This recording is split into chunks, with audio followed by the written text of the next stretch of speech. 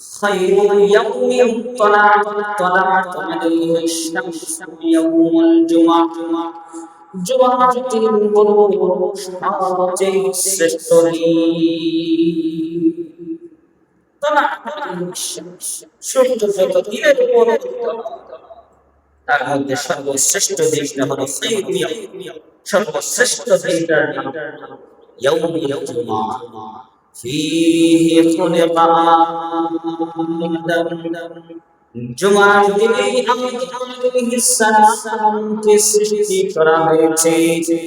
ওয়া ফীহি উদখিলাল জান্নাহ, জুমার দিনে আদম নবীকে জান্নাতে দেওয়া হয়েছে। ওয়া ফীহি উখরিজা মিনহা, জুমার দিনে জান্নাত থেকে দুনিয়ার জমিনে অবতরণ করানো হয়েছে।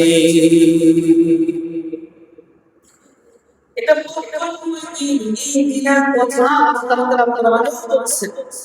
আবার আরেকটা হাদিসের শেষ দিকে আল্লাহর রাসূল এই কথাও বলছেন,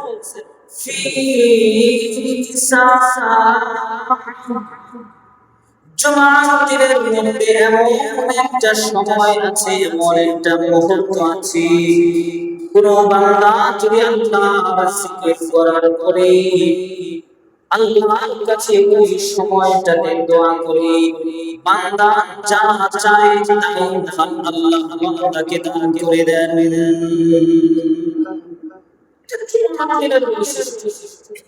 এই দিনটা এই সময়টা কোন সময়? কেউ কেউ বলছেন জুমার বলেন এই সময়টাতে দোয়া কবুল হয়, এই সময়টাতে বান্দা যা চায় তাই।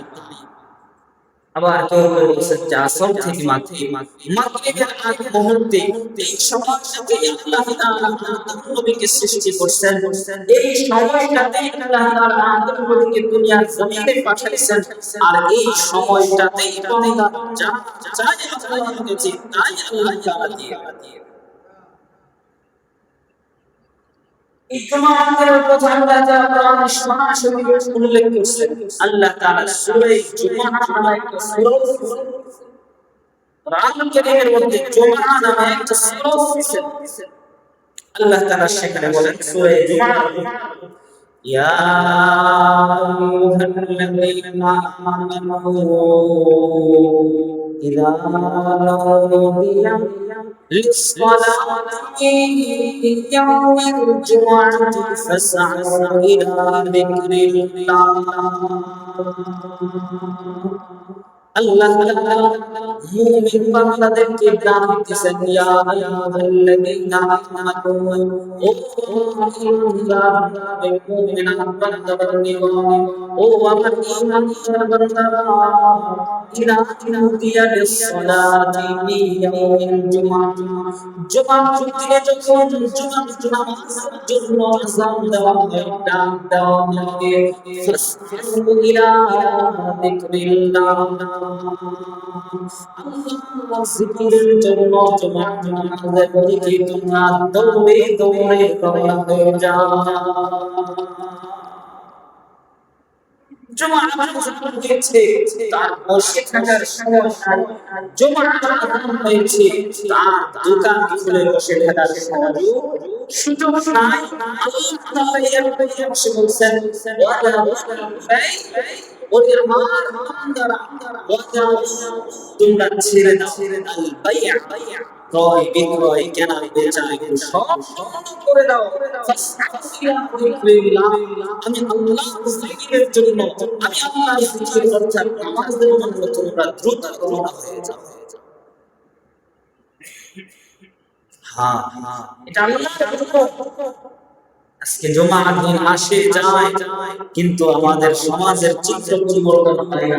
জুমার আযান আমরা দোকান খুলে বসে থাকি, আমাদের সমাজ জুমার আযান হয়, আমাদের কানে জুমার আযান আসে কিন্তু আমরা জমিনে পড়ে থাকি, আমাদের কানে জুমার আযান আসে আমরা আমাদের কাজের কর্মে ব্যস্ত হয়ে পড়ে থাকি। কিন্তু আল্লাহ তাআলা একটা বিষয় পরিষ্কার ভাষায় নিষেধ করছে, জুমার আযান হবে ওয়াজারুল বাই, সমস্ত কাজ করব, কেনা বেচা কিছু বন্ধ করে দাও। ফাসতাগফিরা যিকরিল্লাহ, আল্লাহর জিকিরের জন্য তোমরা জুমার নামাজের দিকে রওনা করো। সাআ অর্থ হলো দৌড়ানো। এই থেকে এই শব্দ থেকে আসছে সাআ বাইনা সামা ওয়াল আরদ। সাফা পাহাড়ের মধ্যে সাই করা, এই সাই করা মানে এত বেশি দৌড়াবো না, আমার হাঁটা না এবং দৌড়ানো মাঝামাঝি, একটু দ্রুত গতিতে চলাকে বলা হয় সাই। আল্লাহ তাআলা এই সাই শব্দটাই জুমার মধ্যে ব্যবহার করেছেন। যখন জুমার আযান হবে তখন আর বসে থাকার সময় নাই, আস্তে আস্তে জুমার দিকে যাওয়ার সময় নাই, সুযোগ নাই। আল্লাহ জিকির অর্থাৎ জুমার নামাজের জন্য তোমরা দ্রুত গতিতে ছুটে ছুটে। ذلكم خير لكم إن كنتم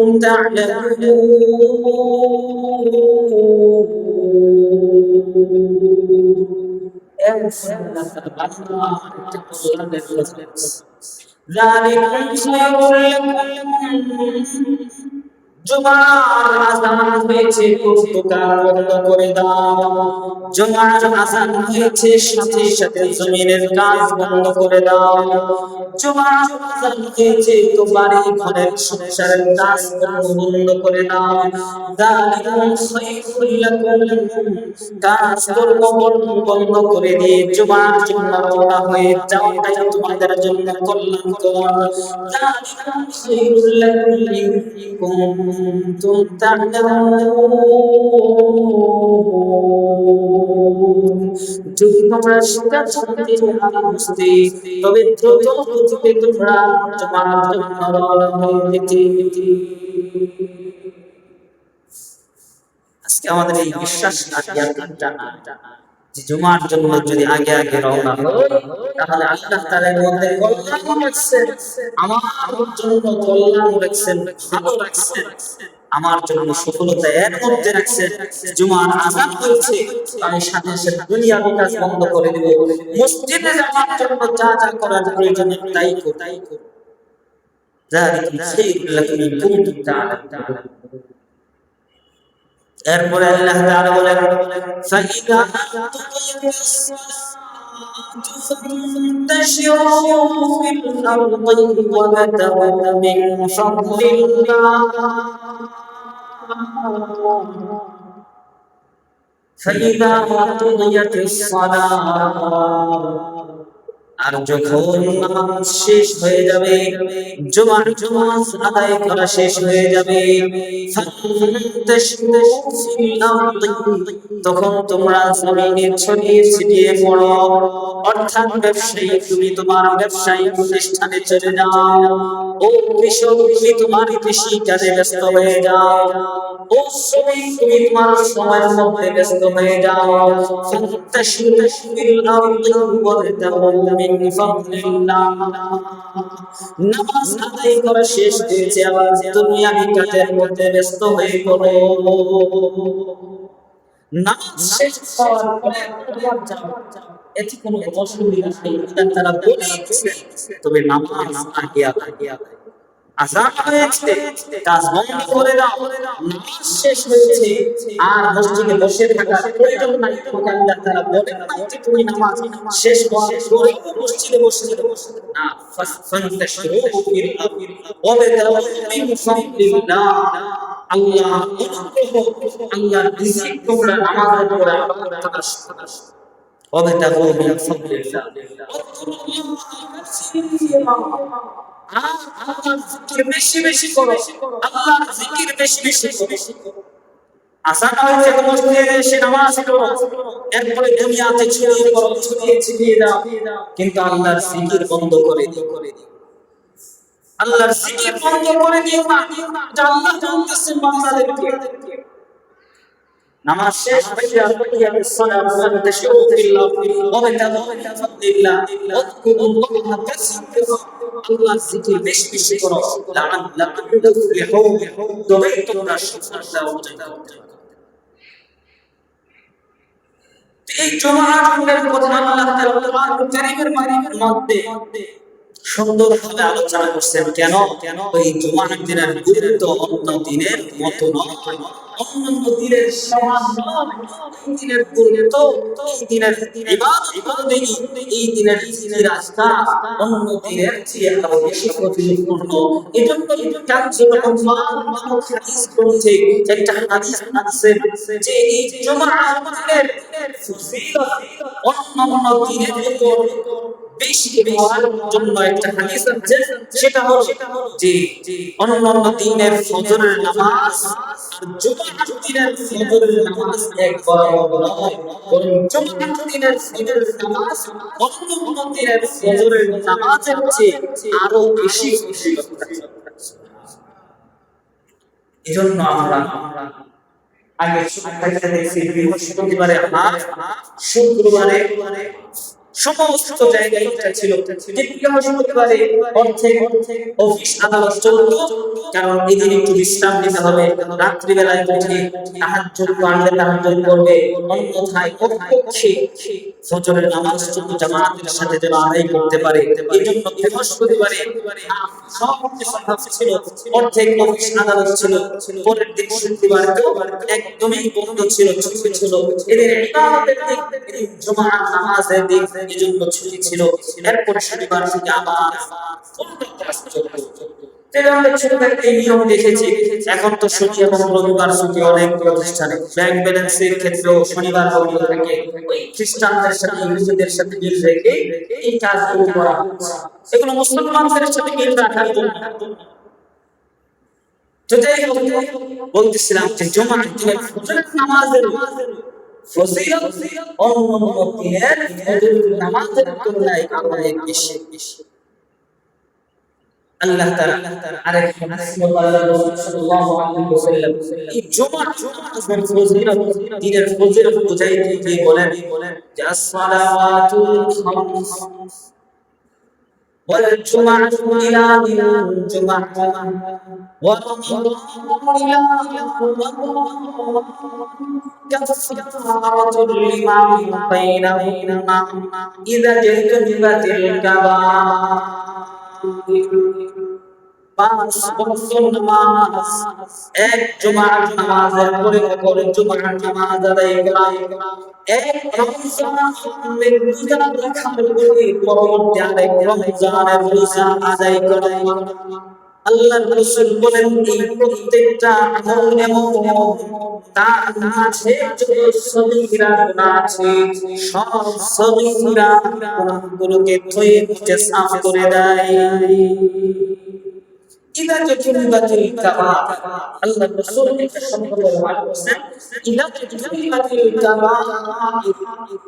তবে সত্য মুমিন বান্দা কবিরা গুনাহ থেকে বেঁচে থাকে, কবিরা গুনাহ থেকে বেঁচে থাকে। যদি বান্দা কবিরা গুনাহে লিপ্ত না হয় অথবা কবিরা গুনাহ হয়ে যায়, সাথে সাথে তওবা করে নেয়, আল্লাহর রাসূল বলেন পাঁচ ওয়াক্ত নামাজ যদি আমার উম্মত আদায় করে, এই পাঁচ ওয়াক্ত নামাজ আদায় করার মাঝে যত গুনাহ হয় সবগুলো গুনাহ পাঁচ ওয়াক্ত নামাজ আদায়ের বরকতে মাফ হয়ে যায়। আবার এক জুমার নামাজ আদায় করার পরে পরের জুমার নামাজ আদায় করে যদি আমার কবিরা গুনাহ থেকে বেঁচে থাকতে পারে অথবা কবিরা গুনাহ সাথে সাথে তওবা করে নেয়, তবে আল্লাহর রাসূল বলেন যে এই এক জুমা থেকে আরেক জুমা পর্যন্ত মাঝে যত গুনাহ হবে গুনাহ জুমার নামাজের ওসিলায় মাফ হয়ে যায়। আবার আল্লাহর রাসূল বলেন দৈনিক পাঁচ ওয়াক্ত নামাজের হিসাব চলে গেল, দৈনিক পাঁচ ওয়াক্ত নামাজের পড়ে প্রতি সপ্তাহের হিসাব চলে গেল, এবার প্রতি বছরের হিসাব করতে গিয়ে আল্লাহর রাসূল বলেন ওয়া রমাদান ইলা রমাদান, আমার যে উম্মত এক রমজানের রোজা রাখার পরে পরবর্তী রমজানের রোজা রাখবে, তোমাদের যে সকল গুনাহ আছে সবগুলোকে রমজান মাসের রোজার উসিলায় মাফ করে দেওয়া।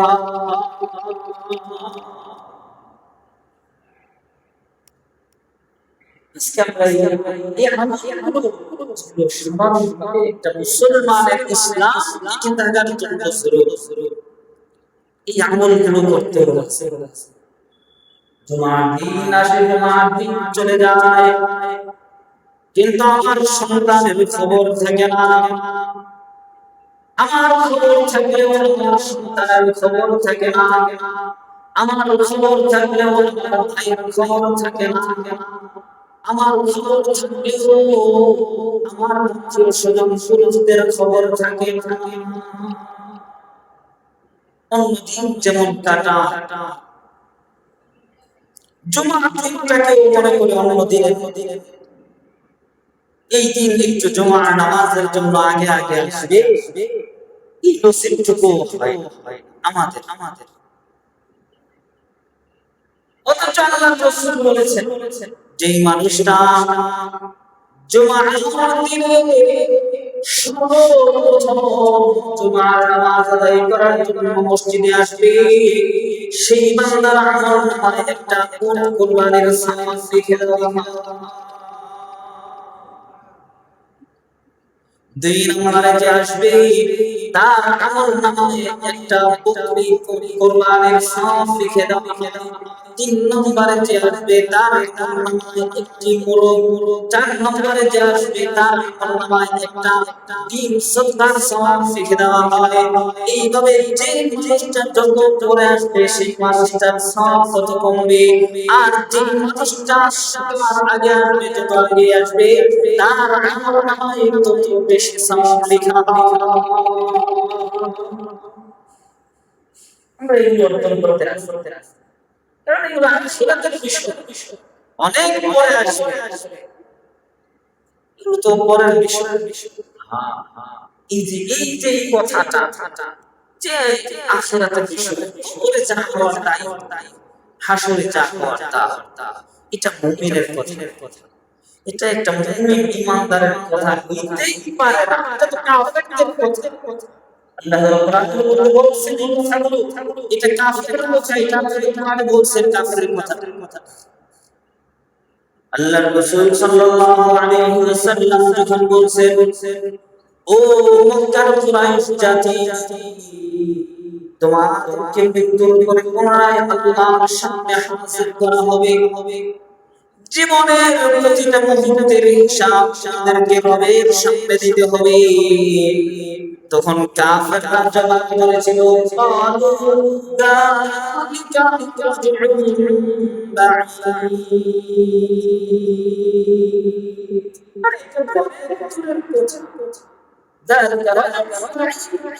অনেক দূরের কথা, বলবো কিয়ামত হবে, আল্লাহ তাআলা উঠাবে, অনেক দূরের কথা।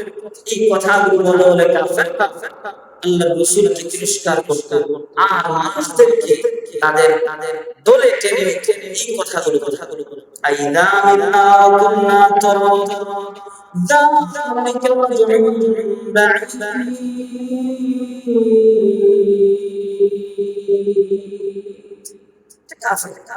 কিন্তু আল্লাহ তাআলা বলতেছেন, আরে এটা বেশি দূরের কথা না, বরং সেটা অনেক কাছের কথা।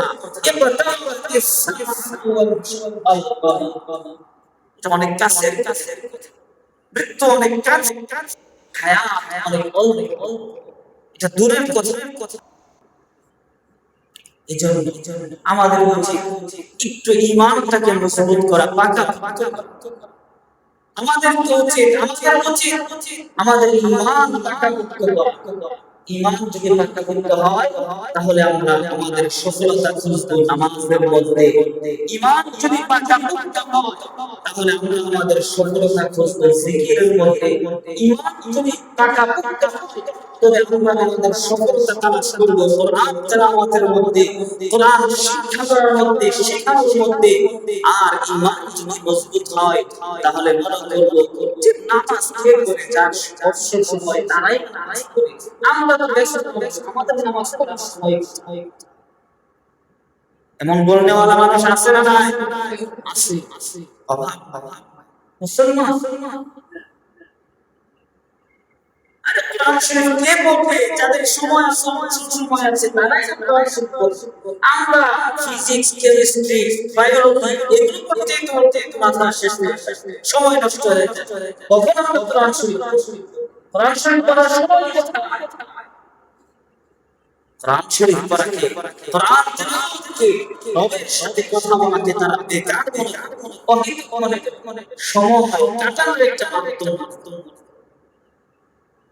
তারপর মুসলমানের সংখ্যা, মুসলমান দাবিদার কেন করবে? তার একটাই কারণ, আল্লাহর প্রতি যেমন ঈমান আনার দরকার ছিল তেমন ঈমান আনতে পারে না।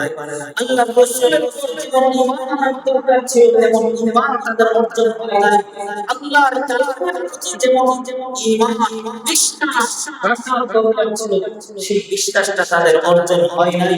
আল্লাহর রাসূলের হাদিসের উপর যেমন বিশ্বাস রাখার দরকার ছিল তেমন বিশ্বাস তাদের অর্জন হয় নাই। যদি হইতো তাহলে তার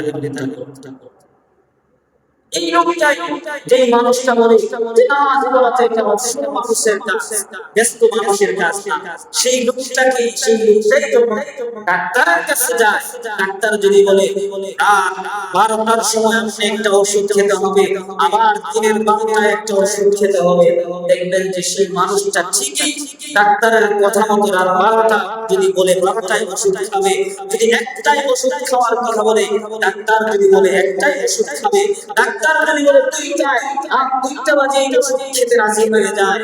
এবং তার জন্য যত পরিশ্রম দরকার, প্রস্তুতি নেওয়া দরকার হয়, ভোরে চা লাগবে, একটু পরে পরে ঘুম দূর করার জন্য চা খাবে, এরপরও ডাক্তারের কথা সে অমান্য করবে।